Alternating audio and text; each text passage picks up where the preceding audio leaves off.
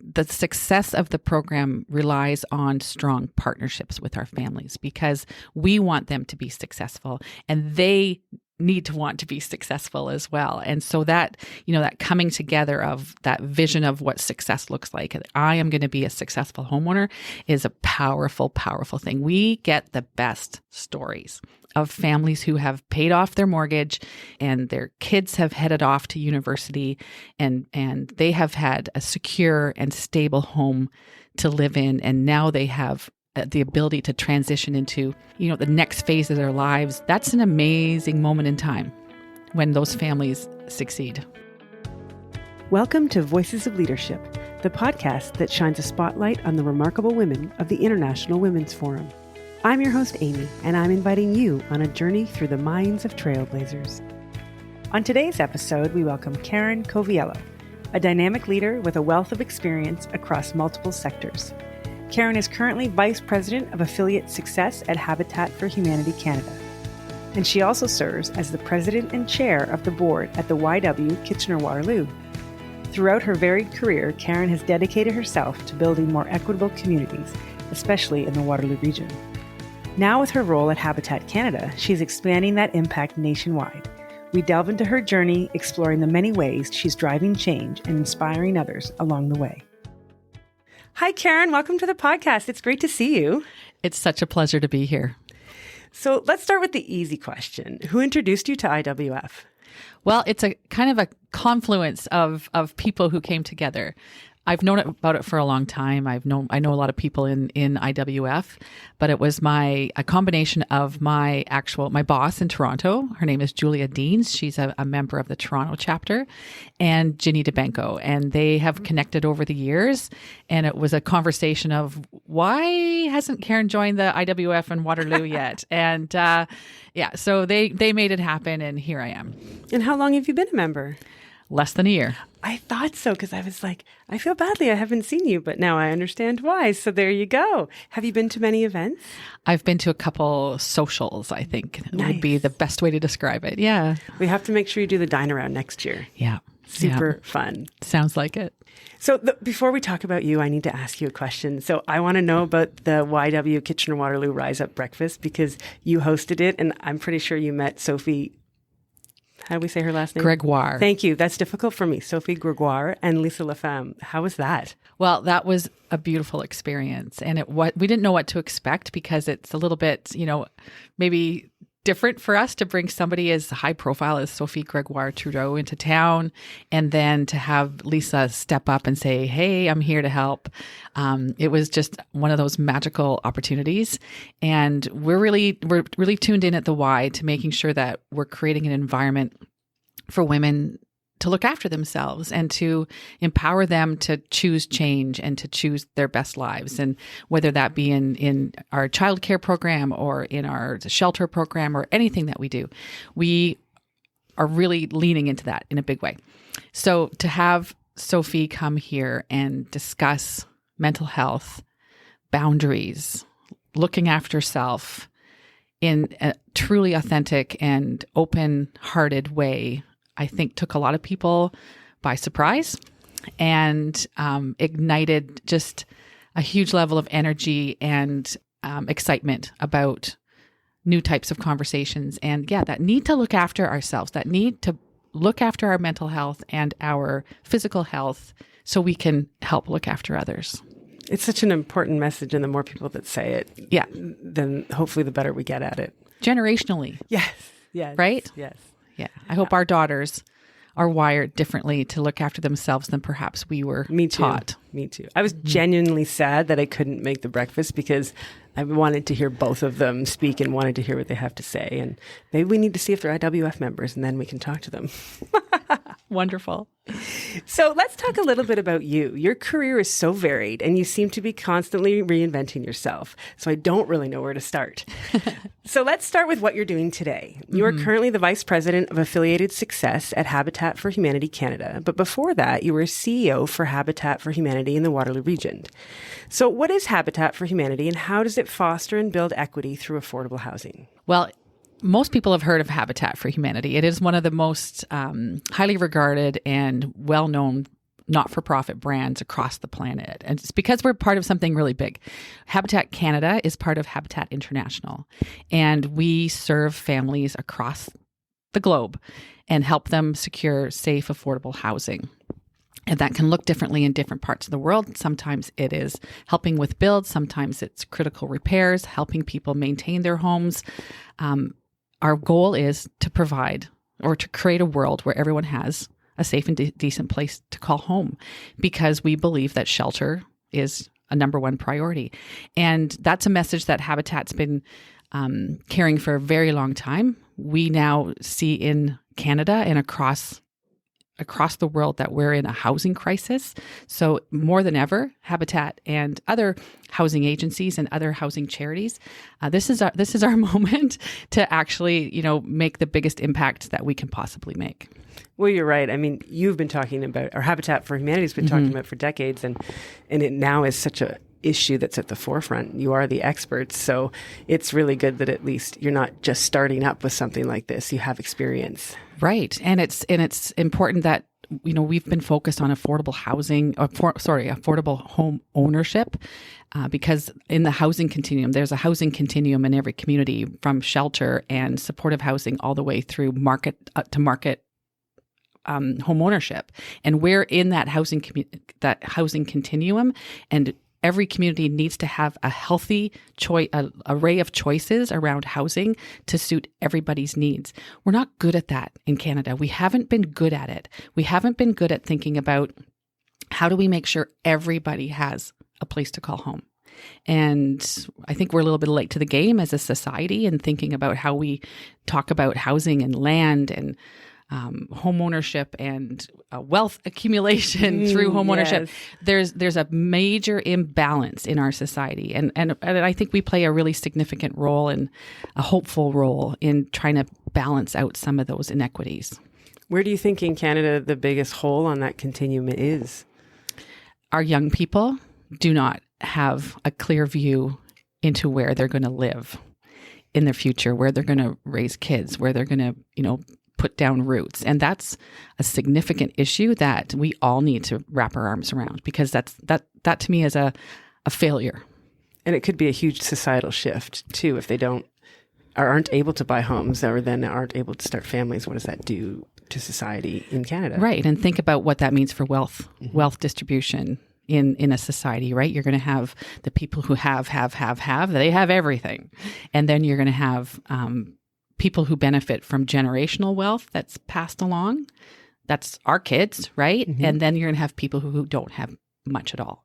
And that has societal implications that we need to think about for the long term. And housing is a fundamental part of that conversation. It really is. So how did the opportunity to become CEO of Habitat for Humanity in Waterloo Region come about? Well, it's one of those things. I really firmly believe that when people tell you that they believe in you, you should listen to them. And I had this, as you said, this kind of strange career. I've started as an elementary school teacher. I went into politics. I went back to grad school, did a whole bunch more education, ran my own business, taught at Conestoga College. I had all these kind of multiple balls in the air all the time. And along came that moment in time when Habitat Waterloo Region needed a new CEO. It had been Karen Redmond, who was also an IWF member, and she had let people know it was time for her to head back into the wild world of politics, and subsequently became our regional chair. And at that moment in time, people started tapping me on the shoulder and saying, "This sounds like you. This sounds like you. You'd be great at this. We need you to do this." And so I'm like, okay, I'll give it a whirl. Good for you. Yeah. And it was the best decision I made. It took everything that, all the pieces of the puzzle that I had learned over the years, brought it all together. And I love it. I've loved every single minute of it. I love to hear that when people say, I love what I'm doing right now. It's just so wonderful to hear. So you did that. And then now at the national level, what does it mean to be Vice President of Affiliate Success? Well, that's another opportunity that came my way early on in the pandemic, when no one knew what was going to happen, and we had over 50 affiliates. Our members, our member associations, or our local branches are called affiliates. Like chapters. Okay. Yeah. Understood. It's just a different type of language. And, we had affiliates that were going into crisis. We had affiliates that were doing okay. We had affiliates that were really clearly heading to closure, and other ones that were actually thriving during the pandemic. And I will say that ours was one of them. The Waterloo Region habitat was in good shape. We pivoted beautifully, that word that we all hate. Mm-hmm. We pivoted beautifully. I looked after our team. We continued our build. We kept operating our restores. And the thing I'm proudest of is that we kept our team intact and kept them moving forward, because I didn't want to lose anyone on my team because they're so wonderful. So I was asked to help other affiliates, and my team was helping other affiliates. And at some point in time, Julia said to me, I think I'd like for you to come work at Habitat Canada.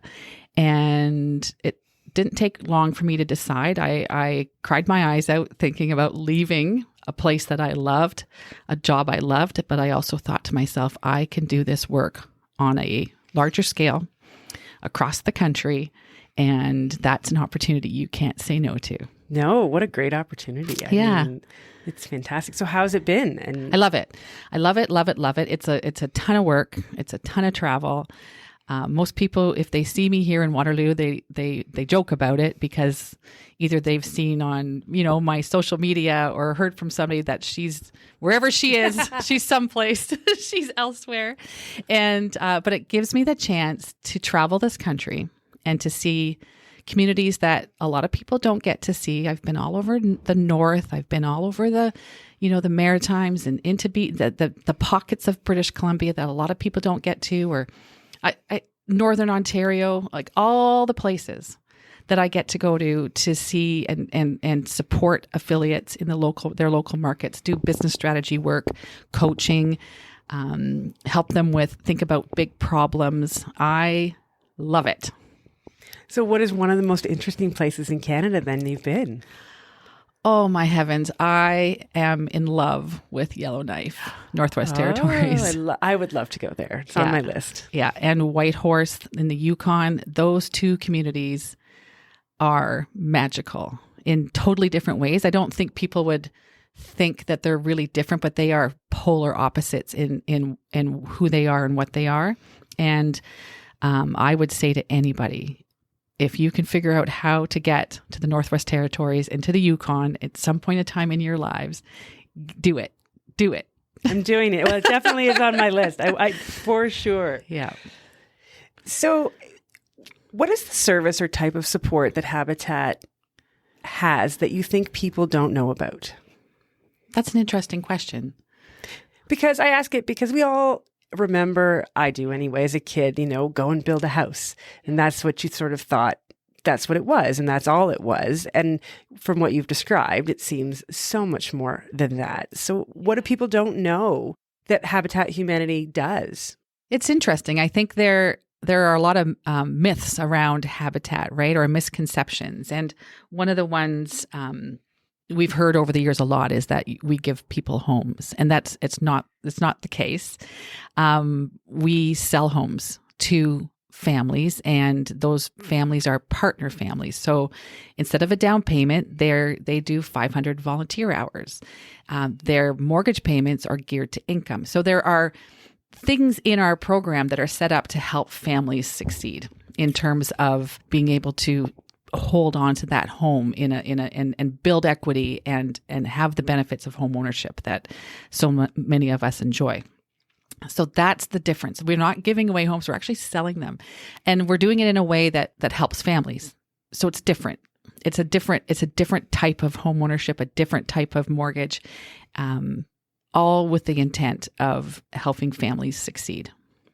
Well, it's good to dispel the myth, because it can be oversimplified sometimes, especially from a nonprofit perspective, I think. Right. And it's the success of the program relies on strong partnerships with our families, because we want them to be successful, and they need to want to be successful as well. And so that, that coming together of that vision of what success looks like, I am going to be a successful homeowner, is a powerful, powerful thing. We get the best stories of families who have paid off their mortgage in, 20 or 25 or 30 years, and their kids have headed off to university, and they have had a secure and stable home to live in. And now they have the ability to transition into, the next phase of their lives. They can and benefit from all the things that we take, a lot of families take for granted in our society. And that's an amazing moment in time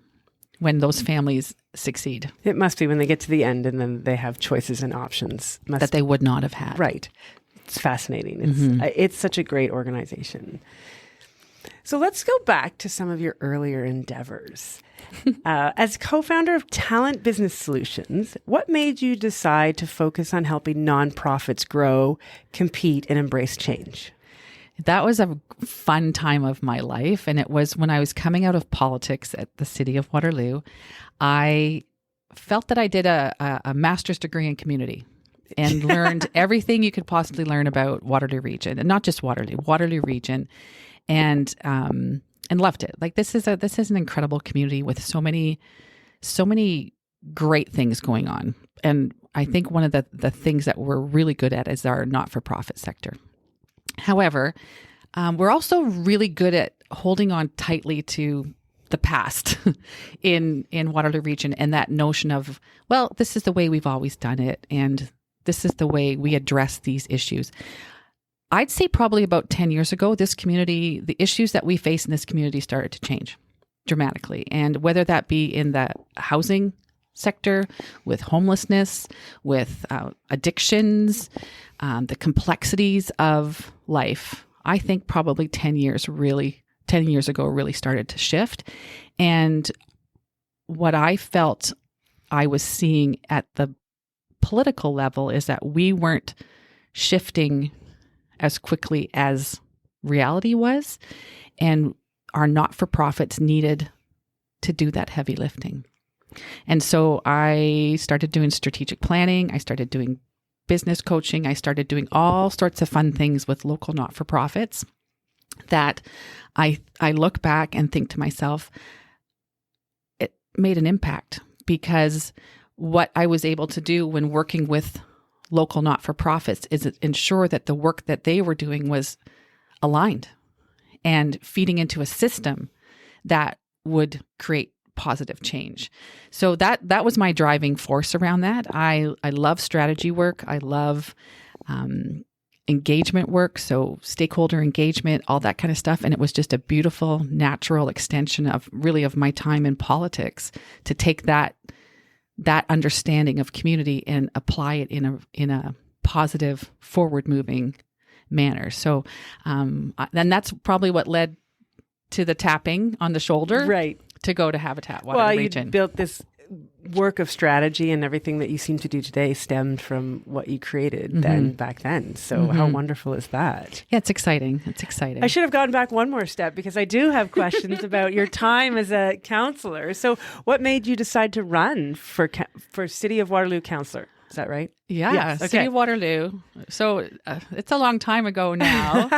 And I raised my kids in Laurelwood in Waterloo, the west side of Waterloo. It was a new neighborhood. And at the time, we didn't have as many counselors in Waterloo. So there were fewer counselors, and we didn't have representation in my neighborhood. And in a kind of a de facto way, I got super involved in the school. I got super involved in the community. And when the time came that there was going to be a new counselor specifically for our area of town, foolishly, I thought, that sounds like something I should be doing. And it was funny because I really capitalized on our school, the Laurelwood Public School, which is where my kids went to, and I actually taught there for a while. And we took out an incumbent candidate. Wow. And, yeah, with 76% of the vote. I'll never forget that. It was quite humbling, a little shocking. My friends and I would hit the streets and do our campaigning. And there would be kids in strollers and, kids tagging along. And one of my friends, her name's Lisa, and her little guy was the littlest. And he said, we got to go out there and get Karen a new job. Oh, like there was just this energy around it. Oh, lovely. I had kids wearing, kids from the school asking for T-shirts and this and that. It was also, I didn't really know what I was doing. I'd never been to City Hall. I'd never, except for to file my papers, I really didn't know what I was getting into. There was a high level of naivety, but honestly, I slid into that work and embraced it. And one of the greatest learning experiences of my life, I was not taken seriously. At first, I was, somebody called me a stupid housewife. Ugh. And got firmly scolded by some other people in the room. I was, just a teacher. There's lots of things. There were a lot of barriers at the beginning of my political career that people were dismissive, I think, of my ability to do a good job. And that just made me more determined and more ferocious. And I embraced that time in my life as the biggest learning experience of my life. And then Melissa Durrell came in 4 years later, and she went through the same process. Yes. She's just to this, she's just to that. And we tackled that world together. I'm so glad. I mean, I have talked to Melissa about that, and I'm glad you called out the dismissiveness, because part of this is so that we feel like we're not alone, because it happens to everybody, everywhere. I think politics is specifically challenging from a dismissive standpoint. And to have you and Melissa and all of the other female politicians do what you did and do, it's admirable, because I think it's very difficult. Thank you. And I appreciate that. And I look back on those times, and we went from an all male council to having the highest representation of women on a city council in Canada. Wow. And that tradition continues. Yes. In Waterloo with our council today and our mayors. Yeah. It's normal now. And we fought to get there. And I'm just glad to have played, a little footnote in that history. Melissa and I and others run the Women's Municipal Campaign School still. It's a commitment that we will carry through, I think, forever, to ensure that we have our goal of 50%, a minimum of 50% of representation on councils and school boards across Waterloo Region. We're there, I think, and it's normal now in Waterloo Region to have this high level of representation from women. So I'm excited about that. It's good. And thank you for taking the first steps and hopefully keeping it normal for next generations. Yes, absolutely. Now, here's my question, and I asked Melissa this too. Would you do it again? Would you run again? Is that something you would be interested in? I'll never say never. I have said never before, but I'm at that point in my life that maybe I'm not saying never. My kids would say never. Yeah, they were teenagers when I was in politics, and that's not an easy experience. But I think that the experiences I have had in and out of politics make me a really strong potential politician. So I would be shutting a door on myself that I shouldn't. Yeah. Well, good for you, because it is hard to get back in. And Melissa talked a little bit about, because of the climate, it's difficult to find candidates, specifically women candidates, qualified candidates, because it's very personal sometimes, and you have to be at the right age and stage with your family sometimes to make those decisions. I wouldn't do it to my kids again. Mm-hmm. Yeah, but they're grown up. They can handle it now. Yeah, and so it's interesting to think about, right? It's 10 years ago, it would have been a never, ever, ever, never. We are never getting back together. And now it's kind of like, maybe. Well, good. That's good. See, now everyone knows maybe, and you're going to get tapped on the shoulder for something else. Oh, there you go. So you are very involved in the community, as you've talked a lot about today. You're currently the chair of the board of the YW Kitchener-Waterloo. Can you tell us a little bit about the organization and why you chose to get involved? This is such a cool story, because I wasn't looking to get involved. Obviously, I've always known about the YW and and I knew Elizabeth Clark really well, who was the former CEO. And they put out a job posting for the chair? For the president and chair because they had a newer board that had mostly joined during the pandemic. And you're probably familiar with the fact that at the Y, 30% of the board members need to be under the age of 30 when they start. It's a mandate That's piece. a great mandate. Wow. It is the greatest thing ever. I'm going to tell you that and I'll talk a little bit more about that, but I love it. I love it, love it, love it. And which is also why there's so many women in this community that have gone through the Y board, because it was seen as developmental for a long time. And listening to the podcast, there's lots of our IWF members who have been on that Y board over the years as 20-year-olds, 30-year-olds, 40-year-olds. Like it's quite a fascinating history. 120 years next year. Wow. For the YW in Kitchener-Waterloo. Yeah. So back to what I was talking about. They put out a job posting, and I was just wrapping up my time as the chair of the Waterloo Public Library Board, where I was for 8 years. And I thought to myself, I'll have a conversation with Elizabeth. And they were looking for somebody with significant governance experience and probably somebody with a lot of connections and probably a fair bit of political sway. Well, it does take that. It is an organization that has to have some political lobbying, for lack of a better term. Yeah. And so that's what I read in that job description. I loved the fact that they put out a job description and a posting. And so I reached out and I said, listen, this is something I may be interested in. And about 2 minutes later, they're like, you're in. Wasn't that fast, but it felt like that. I got there, started. Elizabeth was retiring, and so they were doing a CEO search. At that time, I came in at the end of that. They have hired someone as the CEO who I think may be one of the greatest not-for-profit leaders this community ever experiences. Her name is Jennifer Breton, and I'm going to tell her to listen to this, and she's going to be like, I can't believe you said that. She is extraordinary. And the two of us and that entire team at the YW are on a journey of transformation that is going to completely change how we serve the women and children of this community. And her vision and her team's renewed commitment to creating a world where women can choose change is just inspiring. Can you tell us a little bit about the vision? Yeah, so we are selling the shelter, 84 Frederick Street. We're selling that shelter, and we're going to rebuild in a completely different way. The days of having congregate housing, so 60 to 70 to 80 to 90 women in one building without supports are long gone. And we have some catching up to do in Waterloo Region. Mm-hmm. This probably should have been done about 10 years ago, or at least the process to start it.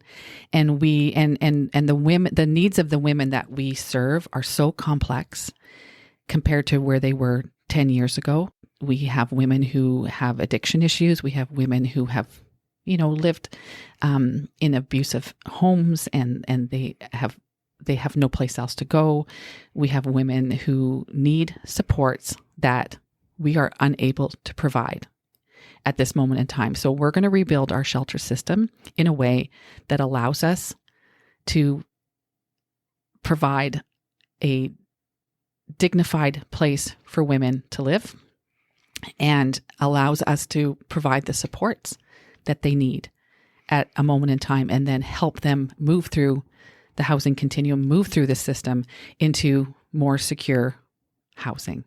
Right now, we can't say we're doing that, but we're determined to get there.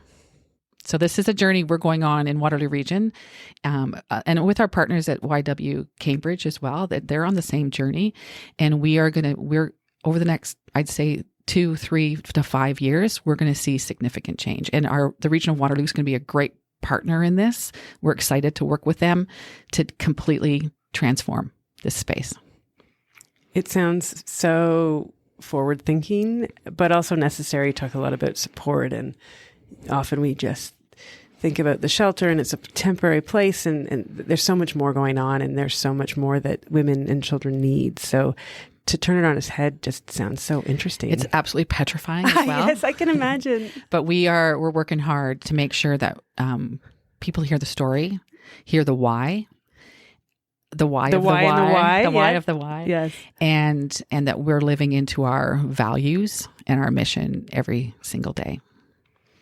And so how far is this you're at the very beginning? Because I'm assuming the building hasn't been sold yet. We're right in the process of making it happen. Yeah. Wow. So you're at the very beginning of the journey. So are you going to be chair the entire time, or is there a term? I don't know. We'll see. And we've got a great board. We've this board of change makers. That's what I like to call them. And what a great term. Yeah. And they're energized and committed. And I have a daughter. I have a 32-year-old daughter. So she's in that age group.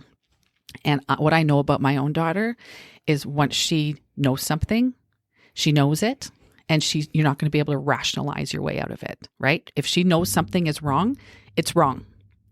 And my generation was taught to rationalize it along with, well, it's expensive, or it's this, or it's that, or I benefit from it, so I'm going to keep it that way. That's my generation's thought process on it. I have been revitalized by these women who are so determined to do what's right and guided by a moral compass that we all need to have when we're in this work. It sounds like such an undertaking. So, wow, congratulations on undertaking it. And it's exciting. I'm excited to see it progress between now and when it's done. Yeah, we can't continue to do things the way we've always done them, I think, in so many ways. So many ways. Well, that's a huge project. So I was going to ask if you were on any other boards, but I think maybe that you're not. At this moment in time, no.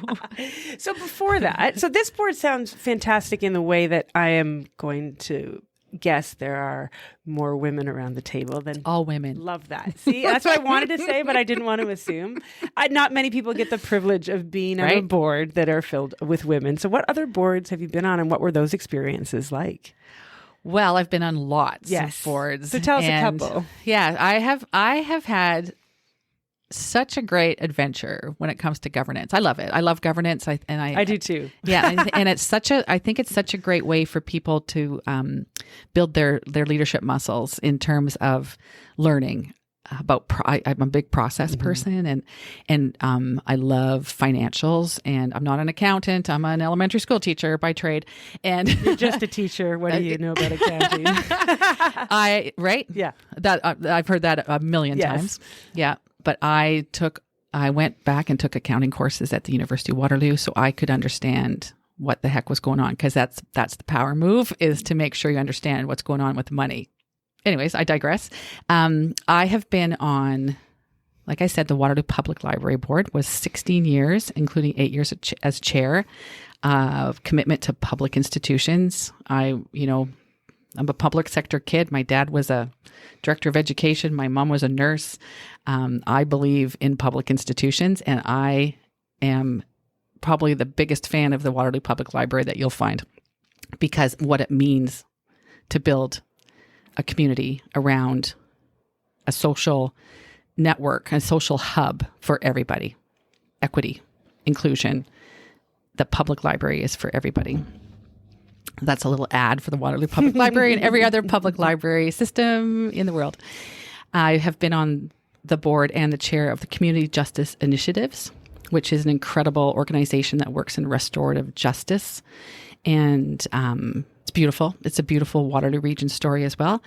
I've had the pleasure of being in the healthcare space as a board member at St. Mary's General Hospital. And I was just recently on the panel to choose the new site of our new hospital. You were? I didn't know that. I was. Myself and Mayor Zaire and Mike Murray.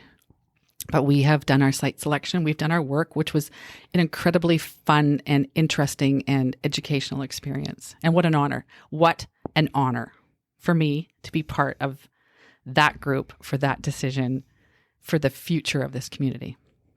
I love it. I love it. It's such a big thing that's coming, and it will change fundamentally everything, and it's exciting. Yeah, I went to Karen Redmond's State of the Union speech the other morning, sometime this week, and the framework that she used is 1 million ready, and how we need to be ready to be a community of 1 million people. And these building blocks are part of that, right? A new hospital, the LRT, and an integrated approach to housing. Those elements all are going to play into whether or not we're ready to be a community of 1 million people. Because the fact of the matter is, we're going to be a community of 1 million people. So we need to be ready for it or not. I'd rather be ready for it. Yeah, you can't stop it. So we might as well be ready, right? Yeah. Yes. Yeah. So over the years, as you've just described, you've given so much of your time and talent to this community. Why is it important, especially for women, to continue to step forward and be leaders in our community, both formally and informally? Because we see the whole picture. So I can be, and I am, I'm a woman of privilege. I was raised in a solid middle class family. We never wanted for anything. My family will never want for anything. That's not the case for everybody. And I was taught really ferociously by my father, who was an educator for his life, that if you have, you need to help. And that is important to me. I believe it with my whole heart that I have a duty to this community and beyond to ensure that we don't live in a world where people suffer, where people who have needs aren't looked after. That just doesn't make sense to me. And I will never be one that can put my needs above others, because I know that I have so much. I just know that fundamentally. And I have passed that on. My kids are both public sector kids. My daughter works at the City of Kitchener. My son's an elementary school teacher. I hope that those values are part of their DNA as well. And I know they are. It's just so important for us to step forward and lead, not just for ourselves, because some people do just lead for themselves and or for their own needs. I think that women oftentimes see the bigger picture because they see their kids' needs, they see their parents' needs, they see their neighbors' needs, they see the bigger picture. What a great message. I think that I can't ask another question after that. Thank you so much for your time. Your story is very interesting, and I've learned so much. I didn't know half the things that you did, so I'm so glad that you made the time to talk with us today. It was such a pleasure, and I'm so impressed with what you're doing here, and I'm excited to see what comes next. Thank you. Thank you for listening today. If you enjoyed this episode, please take a moment to rate and subscribe to our podcast. When you do this, it raises our podcast profile so more leaders can find us and be inspired by the stories our Voices of Leadership have to share. If you would like to connect with us, please visit the Voices of Leadership website. It can be found in our show notes.